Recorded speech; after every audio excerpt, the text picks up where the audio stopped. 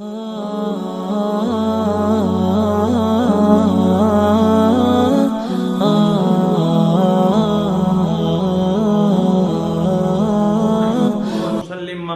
علی رسولہ الکریم اما بعد۔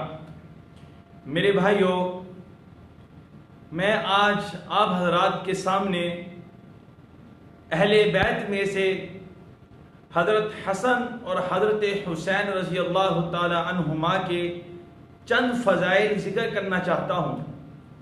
میرے دوستو، سب سے بڑی بات یہ ہے، سب سے بڑی فضیلت کی بات یہ ہے کہ حضرت حسن اور حضرت حسین رضی اللہ تعالی عنہما حضور صلی اللہ علیہ وسلم کے نواسے ہیں۔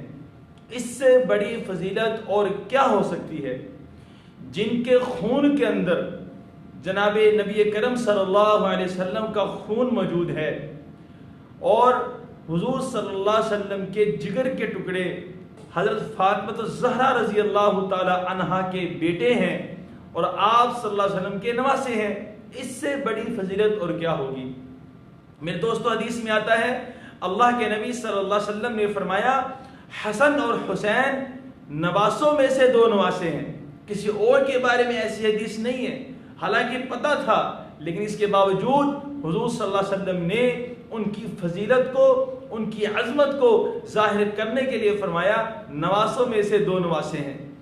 اور میرے دوستو، حدیث پاک میں آتا ہے، اللہ کے نبی صلی اللہ علیہ وسلم حضرت فاطمہ الزہرا رضی اللہ تعالیٰ عنہ سے فرمایا کرتے تھے، میرے دونوں بیٹے کہاں ہیں؟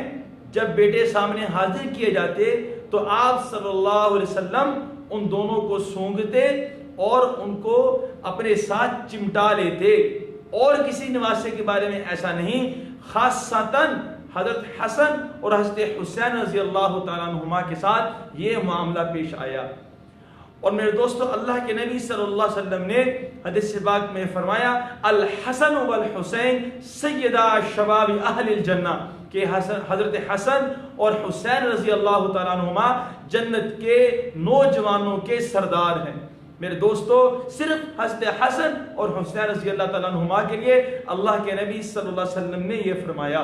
اور حدیث پاک میں آتا ہے، اللہ کے نبی صلی اللہ علیہ وسلم سے پوچھا گیا، آپ کو آپ کے اہل بیت میں سے سب سے زیادہ کس سے محبت ہے؟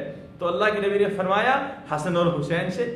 یعنی حسن اور حسین سے اللہ کے نبی صلی اللہ علیہ وسلم کو اپنے اہل بیت میں سے سب سے زیادہ محبت تھی۔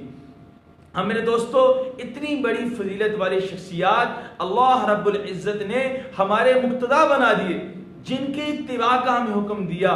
حضرات صحابہ کرام اور اہل بیت جو حضور کے خاص ہیں، ہمیں ان کی اتباع کا حکم دیا۔